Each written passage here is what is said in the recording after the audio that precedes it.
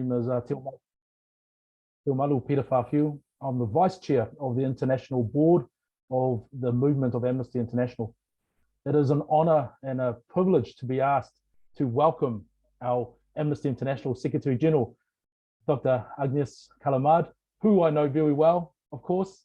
I've been fortunate and privileged to have been part of the recruitment process for Agnès. And so far, after a year, she hasn't found any difficulty with my New Zealand accent, but we'll see what happens, with 45 people on the call asking questions. Welcome to this conversation with our Secretary General.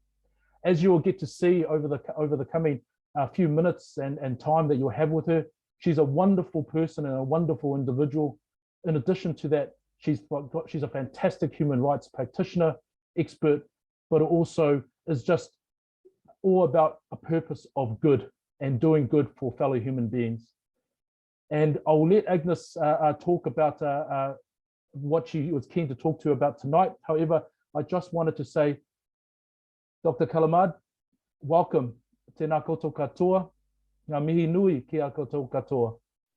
Haere mai, rangatira, ki te Aotearoa New Zealand. Welcome, welcome, welcome to Aotearoa New Zealand, our Amnesty leader. Whawhatai te lava, and I will now pass over to Meg de Ronde to carry on with the evening's proceedings. Whawhatai lava. Thank you so much, Peter. We've been privileged to have Peter as our own chair previously here in Amnesty Aotearoa, and now he serves on the global board with AIANZ, so it seemed appropriate for him to open here tonight, even though we can't welcome you here to New Zealand in person, AIANZ. Tēnā koutou, tēnā koutou, tēnā koutou katoa. Whakataka te hau ki te uru, whakataka te hau ki te tonga, kia mā kina kina ki uta, kia mā taratara ki tai. E hi aki ana te atakura, he tio, he huka, he hauhu, ti hei mauri ora. E mihi ana ki ngā mana whenua, ko Meg de Ronde toku ingoa, no reira tēnā koutou katoa. Well, welcome everybody to tonight's event. My name is Meg de Ronde. I'm the Executive Director here at Amnesty Aotearoa New Zealand.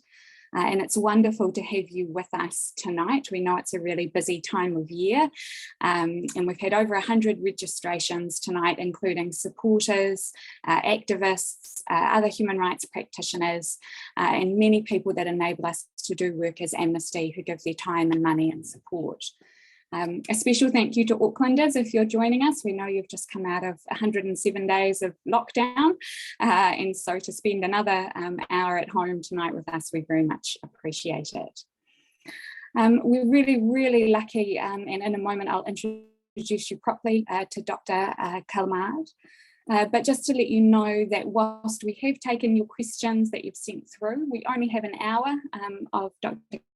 Callamard's time, so we may not get through all of the questions tonight, but you can ask questions also through the chat function that we will put directly to Dr. Callamard if we have time. And if you send anything through related to New Zealand's work, then perhaps follow up with us, info@amnesty.org.nz, and we might be able to respond in that way. So it's my great pleasure to welcome our Secretary General, Dr. Agnès Callamard. Agnès is a world-renowned human rights expert. Her career spans an extensive array of both organisations and disciplines. Her PhD was interestingly on refugee and villages experience in Malawi and completed that in 1995. And since then, she's worked in the Office of the Secretary General herself in the late 1990s, early 2000s, and then went on to lead the not-for-profit Article 19, which focuses on freedom of expression and freedom of information. Dr. Agnès was then the director of Columbia University's Global Freedom of Expression Initiative, which obviously, as we know, is a debate that's currently being held in New Zealand around hate speech and freedom of expression. And in that role, she advanced the understanding of various norms and institutions and the challenges in that space. Dr. Agnès was also the UN Special Rapporteur on extrajudicial summary or arbitrary executions, and she held that role until March 2021. In 2019, she led the prominent inquiry into the assassination of the Saudi journalist Jamal Khashoggi. In March of this year, she was announced as the global head of Amnesty International, and it's a privilege to have her work with her formidable expertise. And she's now going to open the floor and share with you some of her views on the human rights challenges ahead. Welcome, Agnès, and I'd love to invite you to speak. Thank you, Meg. Thank you, Peter, for this really very lovely and generous introduction.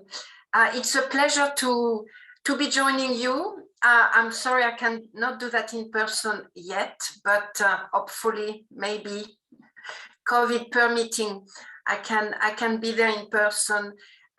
It's a pleasure to be joining the members of Amnesty New Zealand, the supporters, the staff.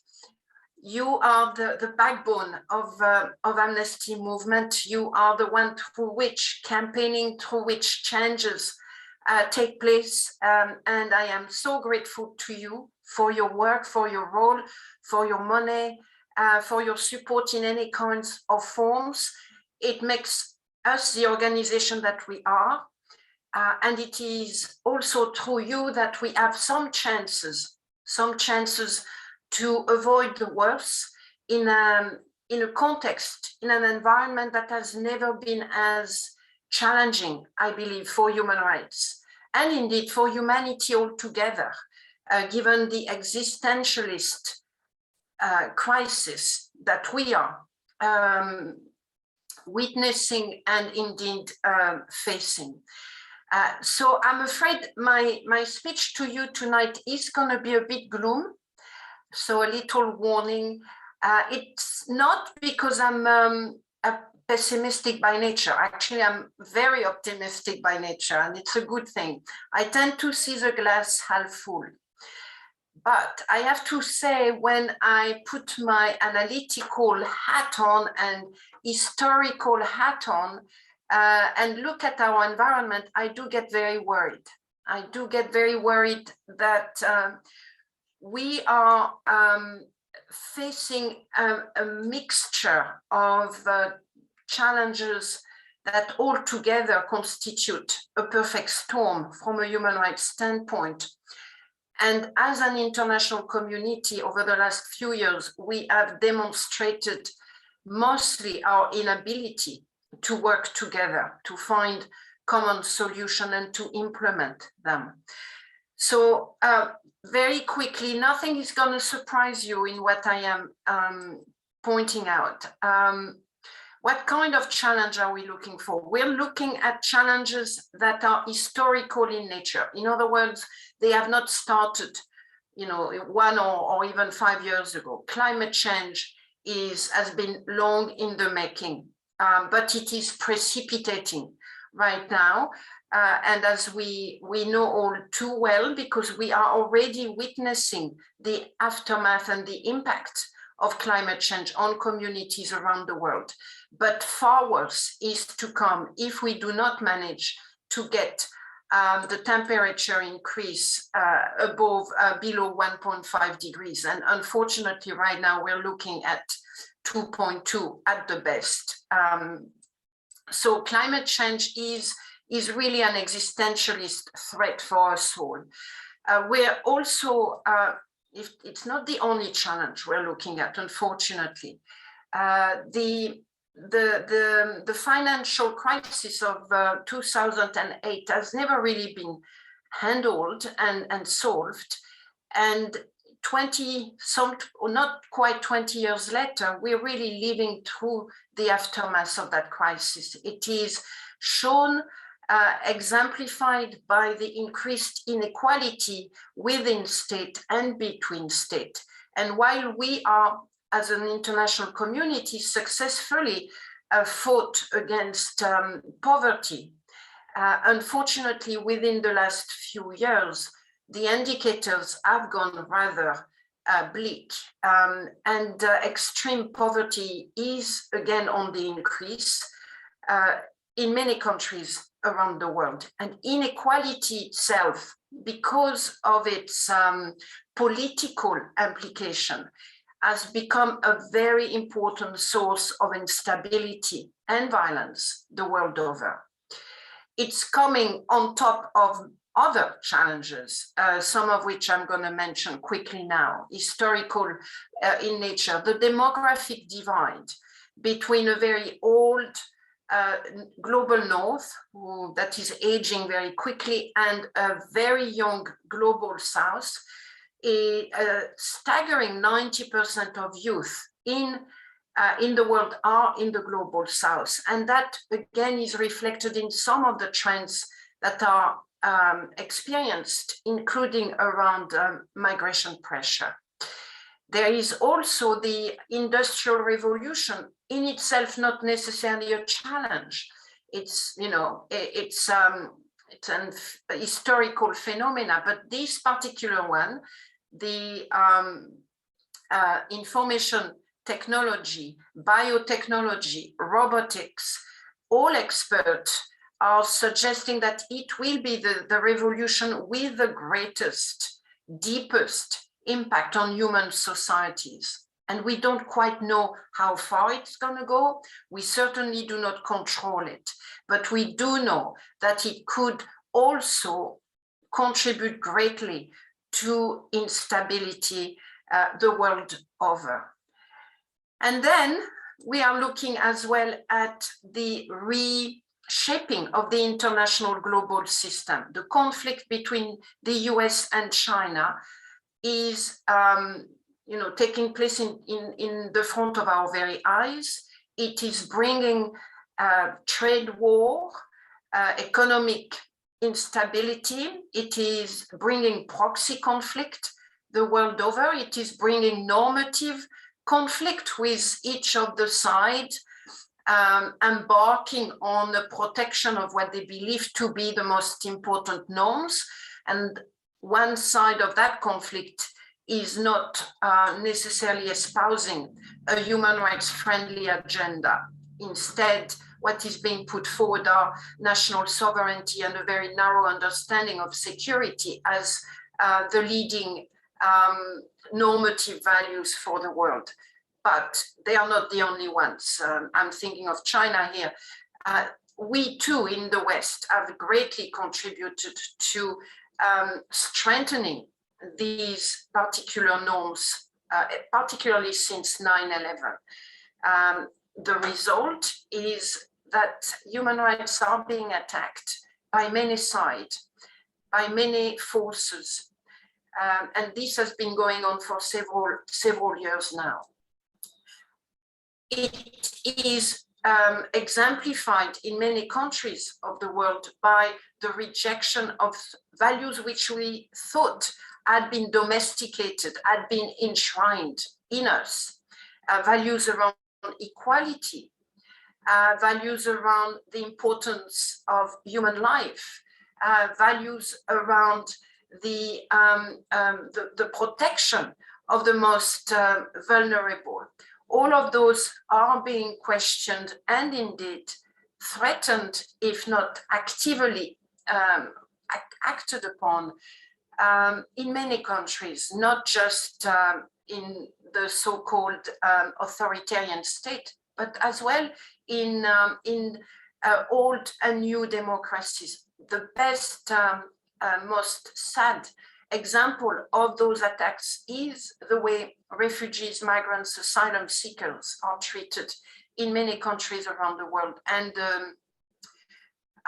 the notion that when refugees or migrants die trying to come to a country or a place, that is an acceptable death. We have become so insensitized to the death of other human beings right in front of our eyes, almost in a location where we could reach out to them and take them out of trouble, but we don't.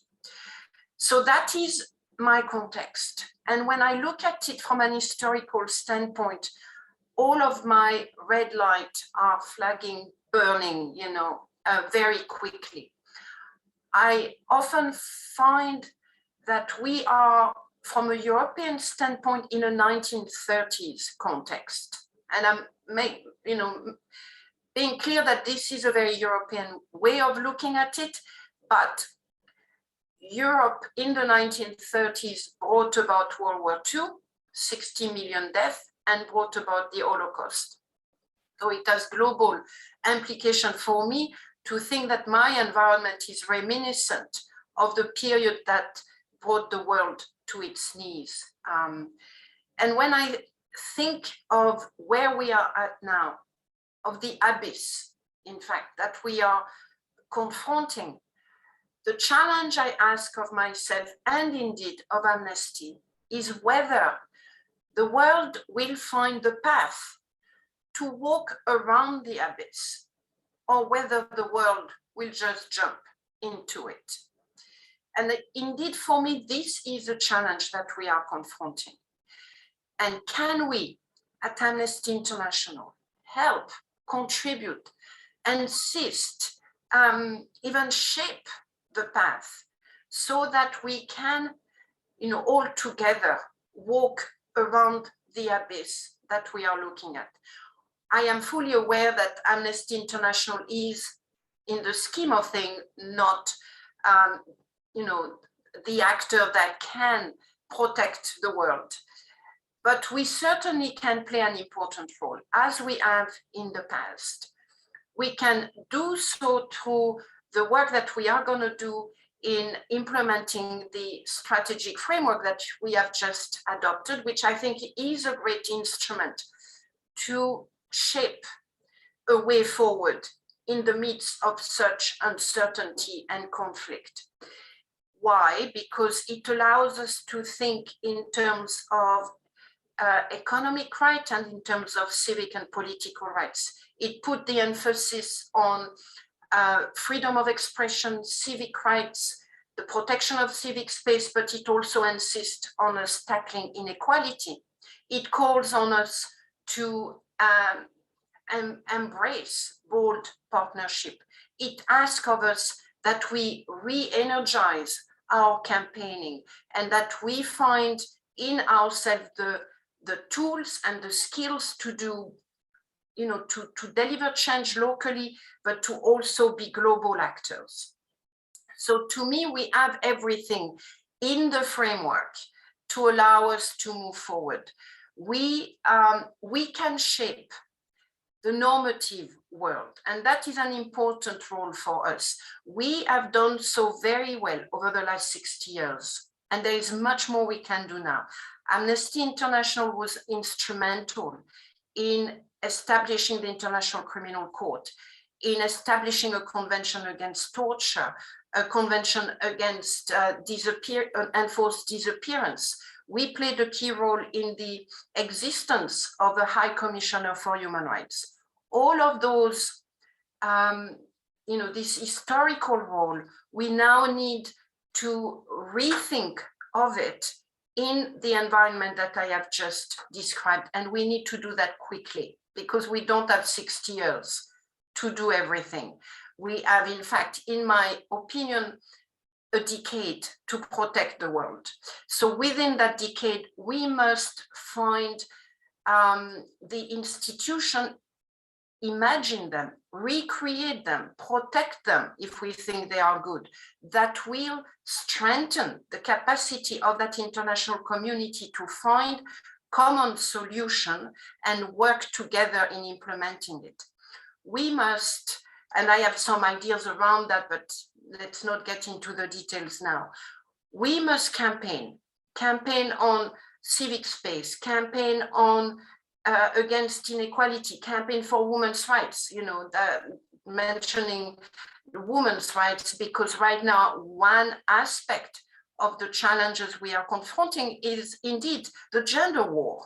The fact that, what we fought for the last 40 years, ensuring gender equality and so on, that too is under attack right now. So we must campaign, but we must be smart in the way we campaign.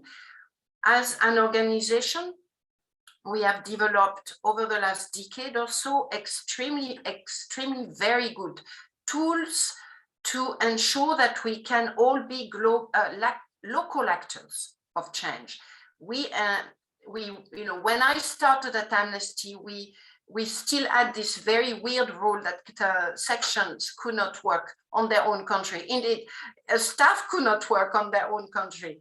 Luckily, that has been changed now. So we have the capacity to be really an actor of change nationally, and that's great. And we need to multiply somehow the effectiveness of that.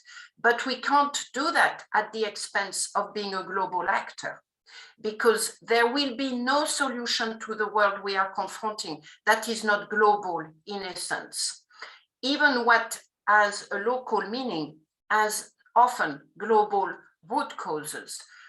So our challenge in the next decade it will be, in my view, to rethink how we are and act as a global actor, how we campaign globally, how we can speak together in a global strident voice, and to do that as effectively as possible. Finding the balance between local campaign and global voice, global solidarity is going to be really central to the way we are going to be able to shape the world to be.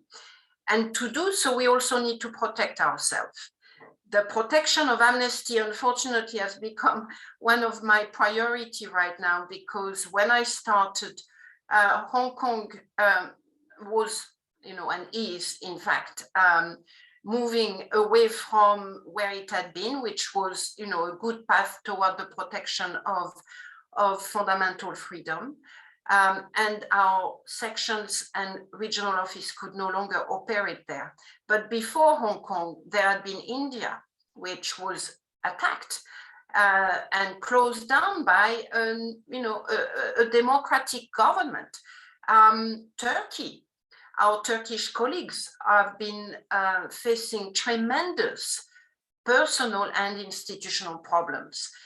Our colleagues in Hungary, in Poland, are also experiencing real problems in pursuing the amnesty work.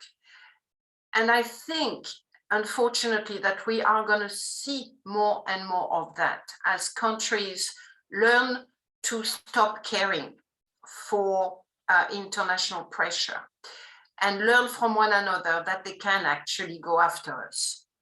So we need to be smart. We need to learn how to operate better in that environment.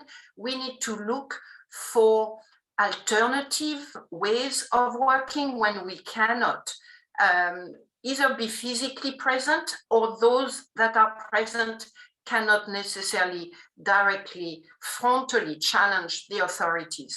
We will have to be creative in how we operate in that environment, so that we can multiply our impact and be as effective as we can be. But what we cannot do is get weaker because of those attacks. We just need to be smarter. We need to protect ourselves, and we need to be smart in the way we do that. So that is, to me, very, a priority that I have embraced, and I can talk to it more if the time comes. And then the final point I will say is, I've already mentioned a number of issues that we need to tackle, or we should tackle, whether it's around the protection of civic space the world over, but also protecting what we have achieved in gender term, or the fight against inequality and the recognition of the principle of humanity for everybody. That is gonna be at the heart of who we are as an organization, and how we're gonna campaign and activate. Our capacities, our skills, you all in New Zealand. We need to do that in partnership because the world is so tough, because the world is so keen to undermine and indeed to set aside human rights for values that have nothing to do with our humanity. We have to learn, if we haven't done so yet, or to strengthen our capacity to work in coalition, to embrace bold partnership in a country, in a region, and to really create united, strong front against those that are so keen to undermine, if not destroy, what we have achieved over the last 70 or so years.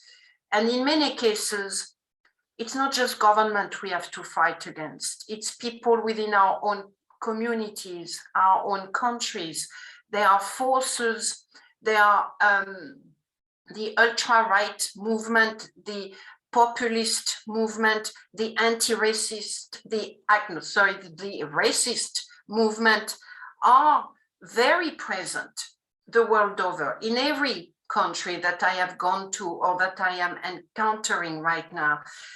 So we'll have to find better tools, maybe, because it's not just after a government that we need to go, even though governments are often the ones that allow for those forces to exist and to grow. We need to find ways of winning back people, of bringing them back, of understanding their fears, of understanding why are they, interested to join movements that are all about death and violence and inequality as a principle, as a rejection of the other, as a dehumanization of people. Of course, those movements have always been there, but they have, they were frankly quite small. They are now they're now at the heart of many societies. They have become mainstream, and they sometimes even gain power. So finding ways of working against this movement, bringing back people to us will require a lot of reflection and thinking and engagement, and probably going into difficult territories for us. But I think we have to do that because the world demands that we do so. We are a unique human rights organization because of our history, because of our governance, because of the members, because of the supporters. In that environment, we must find the ways to multiply our capacities of impact, because we don't have a lot of time, because the world is blind at the moment, because there is no global leadership to speak of, because when there is a global problem, the reactions and the governments go into a very nationalistic impulse, as we have seen around COVID. And unfortunately, we are also witnessing around climate change. So we can do, and we must be the leaders that the world needs for finding a path for us all out of the abyss. Thank you very much. Thank you, Agnès. That's a very stark and challenging analysis, and I certainly think one that whilst we've been in, I guess I would call it a little bit of a COVID fog over the last couple of years in New Zealand, and I know obviously globally it's been very much a terrifying experience. I feel we've become a little bit disconnected from perhaps some of the other challenges ahead of us, and certainly domestically there's been frustrations that climate has slipped off the agenda politically in New Zealand, but a number of other issues as well, including the resettlement of people seeking refuge, including issues like the growing expanse of China in our region. So very much useful to have your analysis and to have your experience to frame that for us. And I certainly think standing on the edge of an abyss, I mean, that's going to get us out of bed in the morning, right? To deal with that as a challenge. But I wonder if we take a step back and thinking about the experience that you've had in providing that analysis. So you've worked obviously across women's rights, refugee rights, torture, freedom of expression. Can you tell us perhaps a project or an issue that's really stuck with you and that continues to inspire or really hold you to account as you do this work? Thank you, Meg. You know, I think it will have to be, not because I've been effective, by the way, but I think it will have to be the work I'm doing and I've done, and I continue to do with you all on refugees and migrants. I've started my career working on that topic 20 years ago. I did my PhD in refugee migration studies.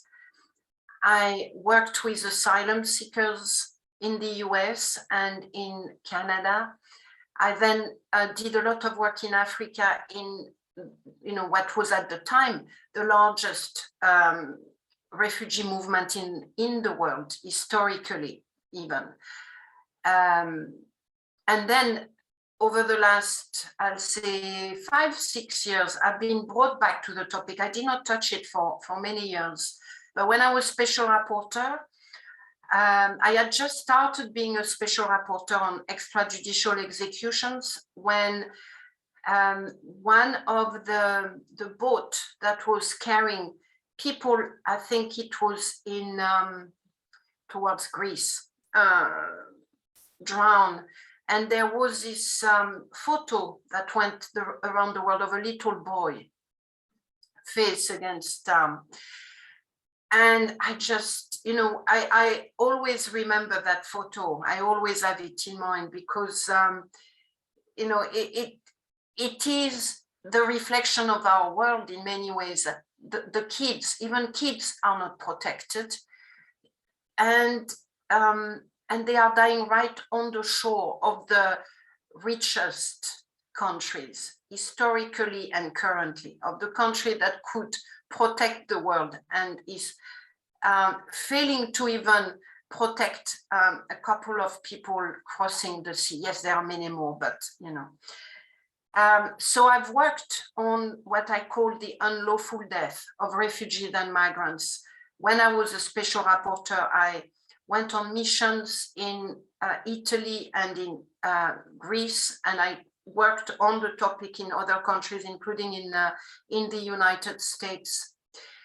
And it embodies everything that is wrong with us: the selfishness, the rejection of the others, the dehumanization, the fact that many countries around the world don't see refugees, migrants as people.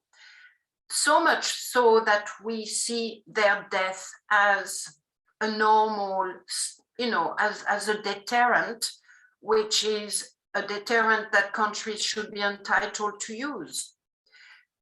So much so that we are refusing to invest into the means of protection, whether it's boat, under the international law, there should be boats in places where we know people are likely to drown. It's a basic standard of, the responsibility to protect. If you know that something is going to happen or is likely to happen, your due diligence demand that you act before it happens. So on many levels, it exemplifies everything that is wrong with us as societies and as a global community, because the only way that can be handled properly is through a global process. And there was, a couple of years ago, a lot of effort placed into adopting the Global Compact. No one talks about it anymore, a global compact for safe and regular migrations. No one talks about that anymore. And yet that is one example among many of issues that demand global thinking, common way of looking for solutions, along with, everything else. It also, that question is also linked to the demographic divide I've already mentioned. Many of the people coming are young, below 30-year-old. Not only, but quite a lot. Young couples, young people looking for opportunities. So I will say right now it's really a topic that I think defines us, unfortunately, defines the world. And it is the one that I take to heart very much. It is the one that is going to be the hardest to address, by the way, but it's interesting that that's the one you pick. So certainly that's been a core area of focus for a lot of people that support Amnesty here in Aotearoa. And the photo of Alan Kundi, the little boy that watched up on the beach, that was a defining moment in our New Zealand discourse around what we do for refugees. And really that was the point that pushed the then national government to increase our refugee quota. It hadn't increased since 1987, and there were a lot of people that were pushing really hard, but that defining photo, no one could turn their face away.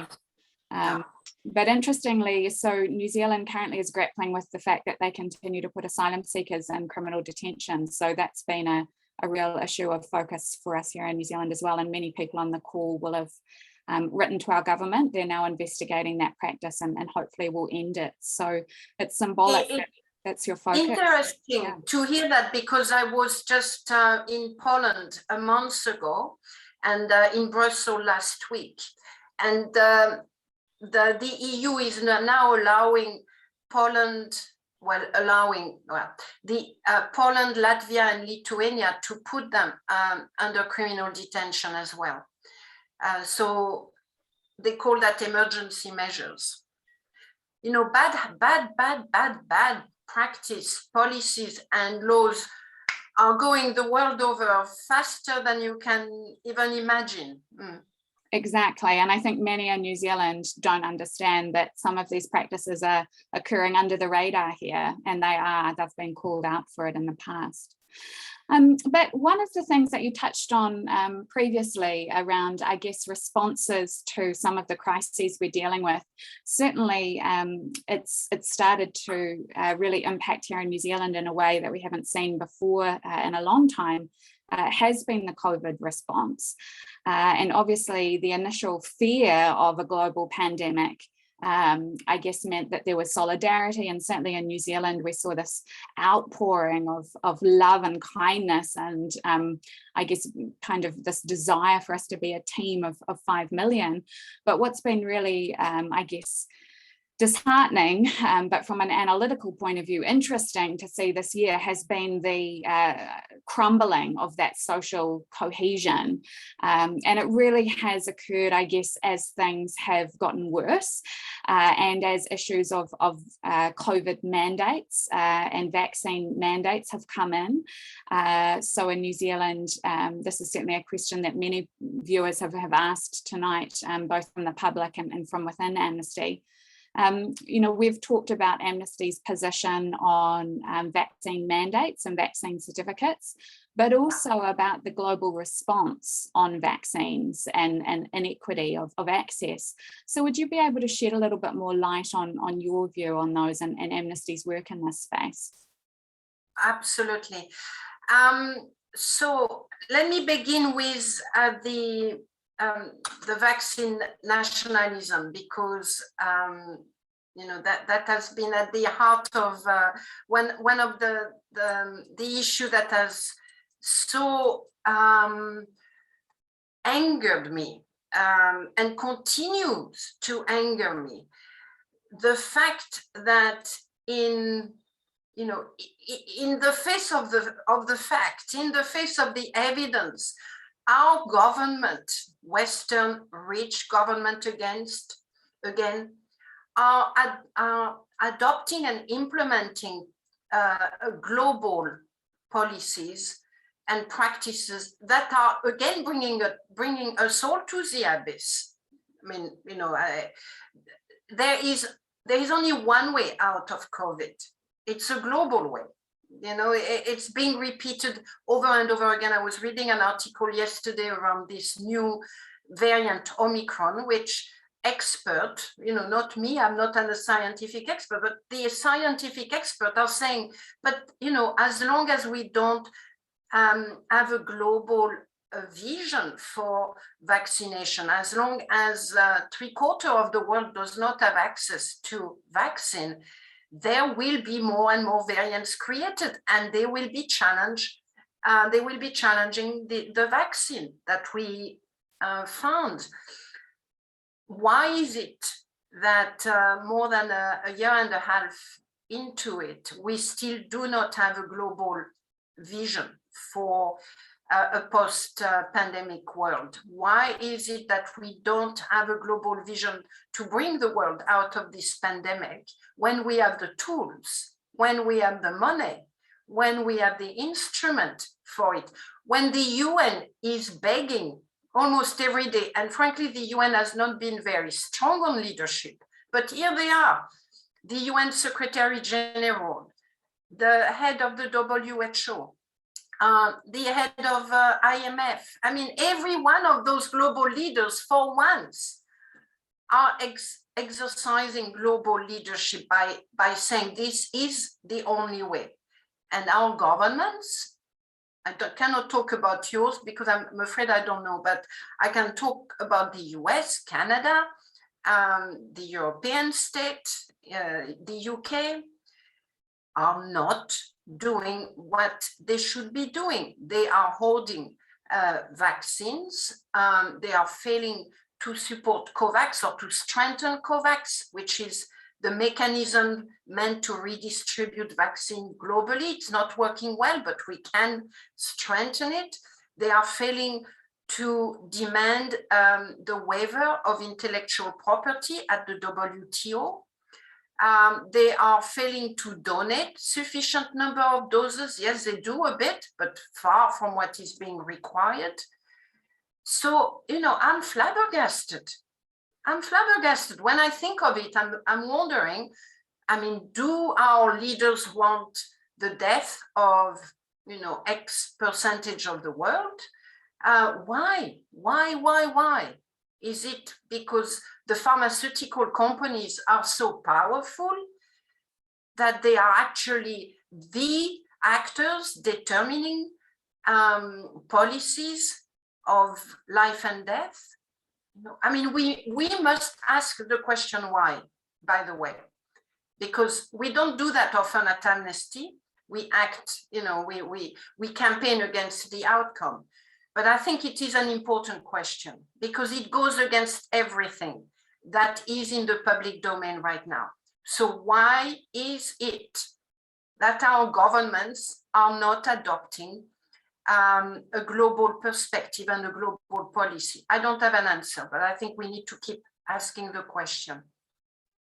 That's why Amnesty has been campaigning and keep campaigning on the issue of global vaccinations. Now, regarding the vaccine mandate, Amnesty has a position on it, as you know, which is that there are under the international law, governments can adopt measures for the protection of their communities, the health, in the name of health.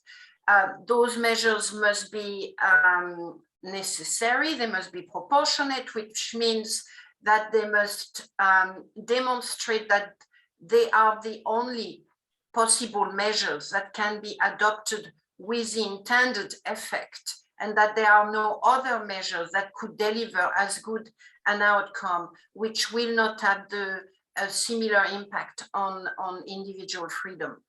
So, it means that measures also must be short in time. They should not become institutionalized. Yes, they can be renewed, but that must go through a very stringent process. So there is nothing under international law or under Amnesty's analysis of it that prevent a government from taking some of the measures they are taking. But there must be guarantees. There must be framework attached to them. In many ways, I think the campaign against the vaccine in some of the countries, it is, it's becoming a rallying call for many other things. And we have to be able to unpack it a bit. And that's, maybe speak with individuals. In my village in France, strangely enough, a lot of my friends are not getting vaccinated. So I've had many opportunities to say, what, why? And it's such a mixture of things. But I think we need to keep talking to our friends in any case, and our family members, and bring the global perspective as well, and said, you're not helping the world when you are refusing to get vaccinated, but they have the right to. Yes, it's such an interesting mix of issues that have kind of come together in this huge global culmination that I guess certainly for my generation is just unforeseen and quite unheard of. But you're really seeing all of those populist mechanisms come to bear. I mean, certainly the protests that have occurred in New Zealand, any issue is occurring within that protest. Any anger or fear that exists is being exploited, and we're really seeing quite disturbing iconography, absolutely the use of swastikas and the reference to the Nuremberg trials, and it's very sort of extreme in its discourse. It may be fed by disinformation campaign, propaganda. I mean, one day people will have evidence that will allow them to unpack how can such global campaigns occur, in countries around the world so quickly. I mean, it's very weird, very weird. Yeah, interestingly, New Zealand apparently shows up for online extremism quite high per capita for the population, and certainly that came out with the 2019 attacks on the mosques that occurred, that the radicalization online was a real issue in New Zealand. But just shifting to a moment to an issue which has obviously taken a huge part of Amnesty's attention this year, and certainly the world's attention, and has really resonated for our supporters here in Aotearoa. And that's the issue of the crisis in Afghanistan, as the government fell, as the Taliban took Kabul, and we've got a population in New Zealand of former refugees who have fled Afghanistan previously, and other migrants from Afghanistan who have settled here over the past 20 years, who were desperately trying to reunite with family, or who had loved ones, partnership visas, all sorts, that meant that they were particularly fearful during those awful sort of weeks in August, and obviously now ongoing.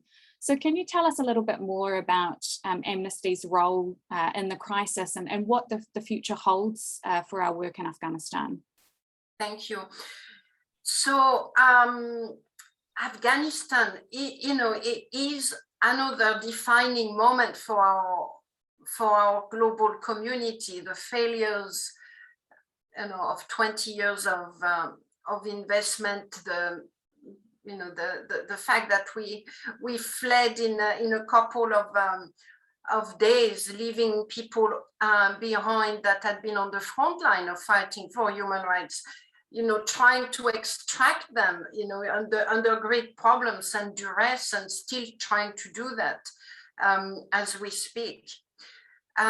So for Amnesty, Afghanistan is going to be a priority for us, along with a couple of other countries, but it is a priority because of the vast array of human rights violations that are taking place and will take place, because it's also a fight over values, because and norms, because it's a country that is defying, even the most basic understanding of humanity. So we have, and because of this, the fact that it has been a place where every global actor, from the UN to the US to Russia to China to, I mean, everyone is scrambling around Afghanistan. So we really need to be on top of that.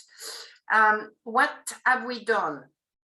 And what are we doing? At the moment, we have an ongoing campaign, as you know, around the 16 days of activism. And there is a strong focus on women human rights defenders from Afghanistan.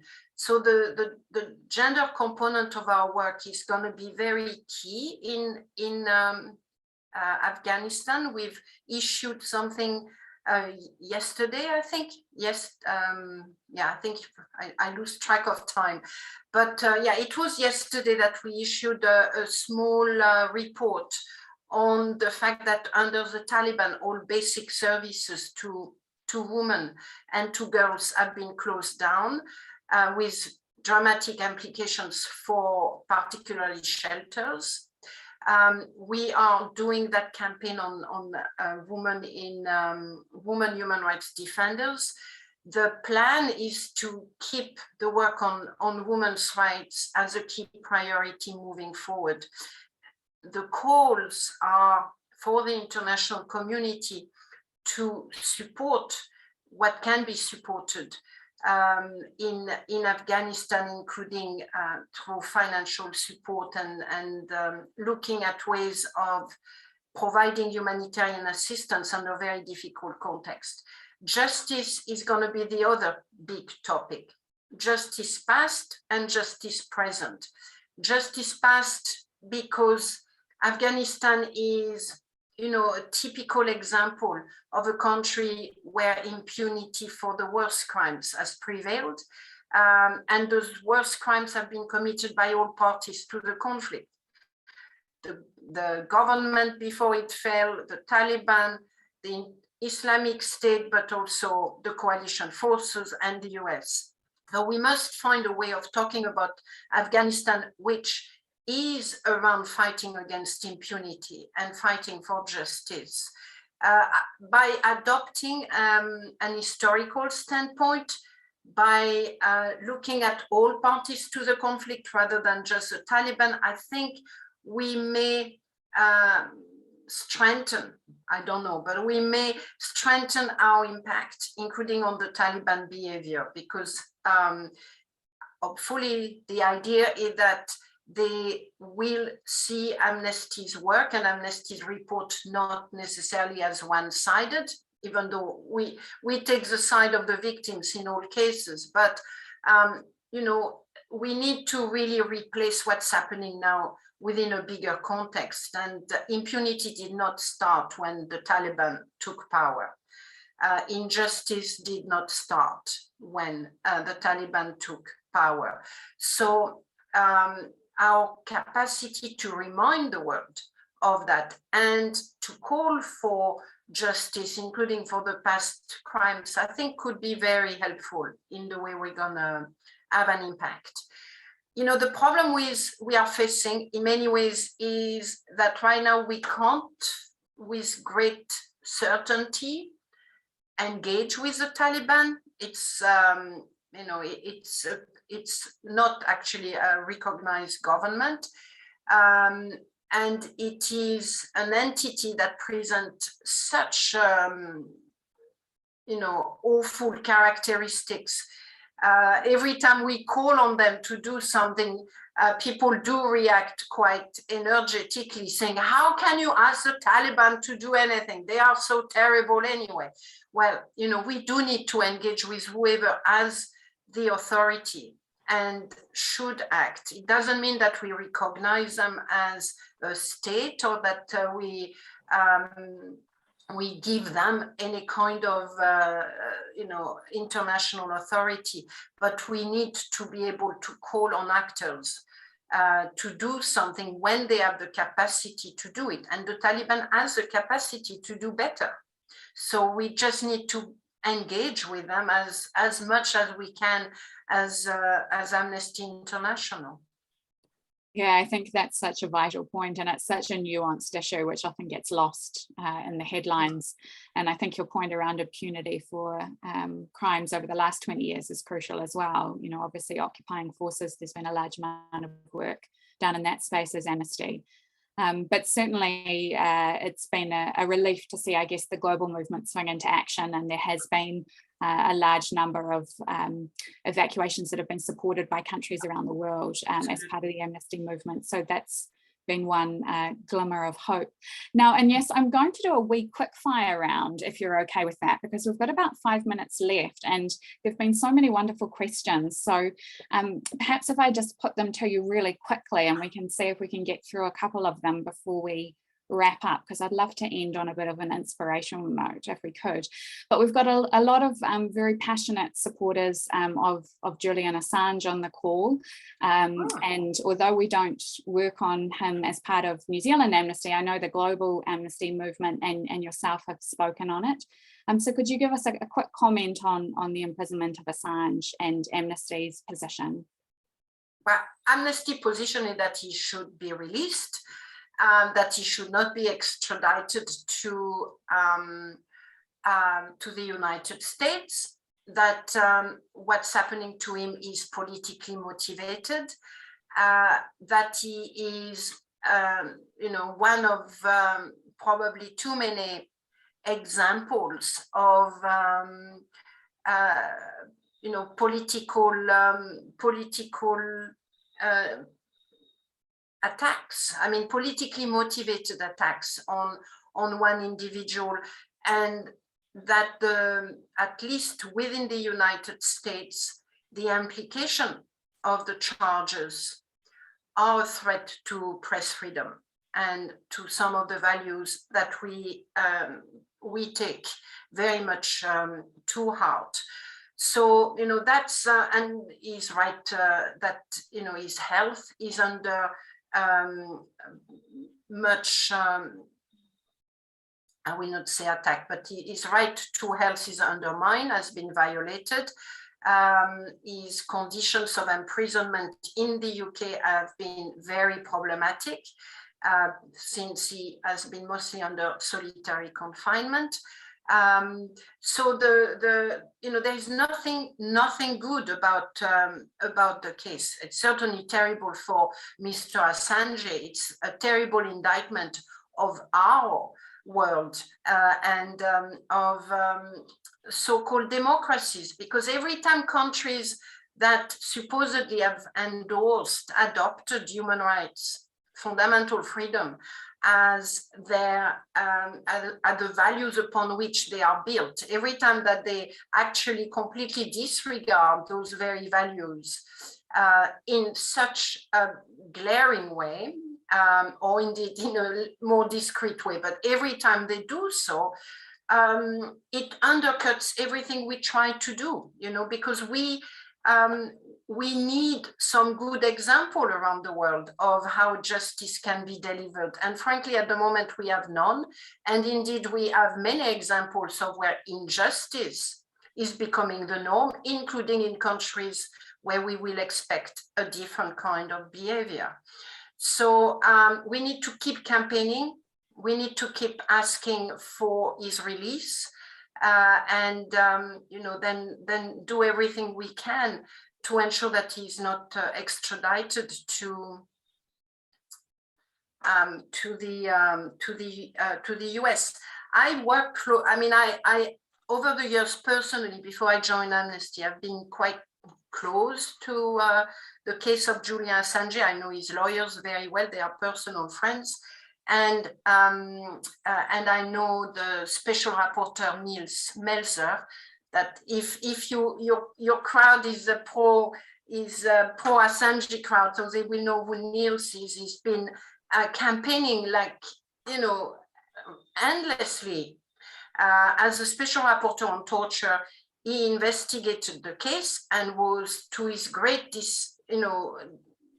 surprise, discovered that the conditions of detention amounted to torture. He also then and I know Niels very well, he's a very rigorous lawyer. He decided to investigate the case more in depth and could not believe what he was finding around the miscarriage of justice. So his book on Julian Assange is about to be published in English, by the way. It was published in German. So watch that, watch for the book. It will be very important. I've seen a preview of it.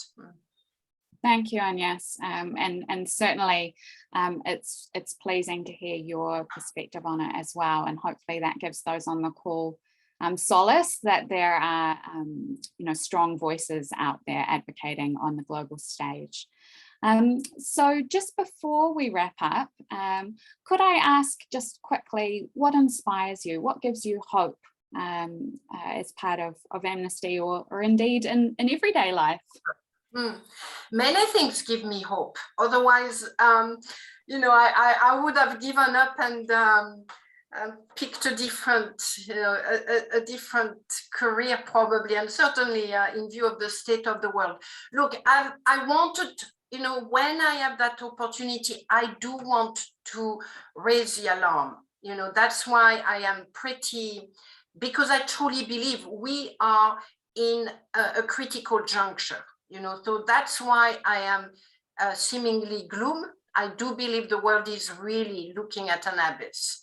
Whether it's next year, 10 years, I don't know. But the accumulation of challenges is unprecedented in our human history. But of course, we can do, and we can protect, and we can resist, and we can walk the path around it. And where do we get that from? Where do we get that vision or that energy from? We get it from the millions of people who do it every day. Because if it's not just the global leaders that are quite incompetent at the moment, or our national leaders, maybe notwithstanding yours, that will define who we are and what we're going to do. There are thousands and millions, in fact, of people who rise up every day. They rise up in Belarus, they rise up in Sudan, they rise up in Iraq, they rise up in Colombia, they rise up in Poland, in many countries around the world. In fact, we have those movements, citizen-led movement, demanding an end to injustice, demanding an end to corruption, demanding civilian-led government, demanding protection for human rights. And many of them do so in the face of incredible harm being delivered at them. So we are part of a force. We are part of something much bigger than us. We need to find ways of tapping into it, all of us, not just Amnesty, but the world over. Those movements need to find ways of tapping into each other's energy. But we are part of that. And that is an important, if not crucial, force and dynamic at the moment, which is, has protected us. We have the capacities to resist and to go on the offensive.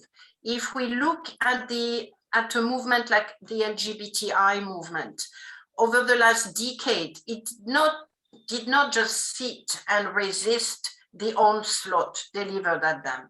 They just said, we're going to keep demanding for our right, and we're going to keep demanding for more rights.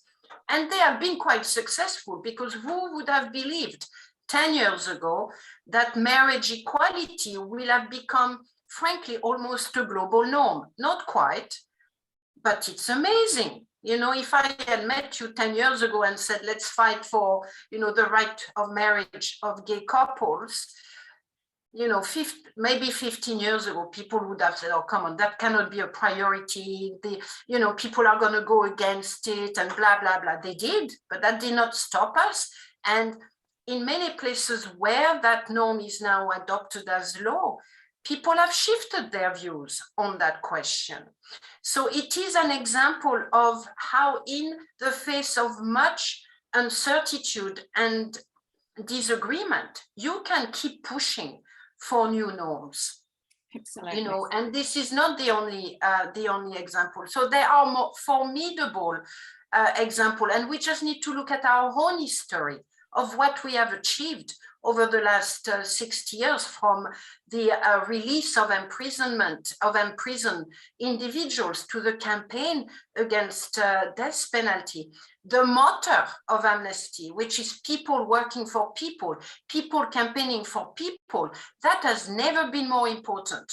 It is about global solidarity. It is about saying no, not in my name, to those who are pushing for the dehumanization agenda.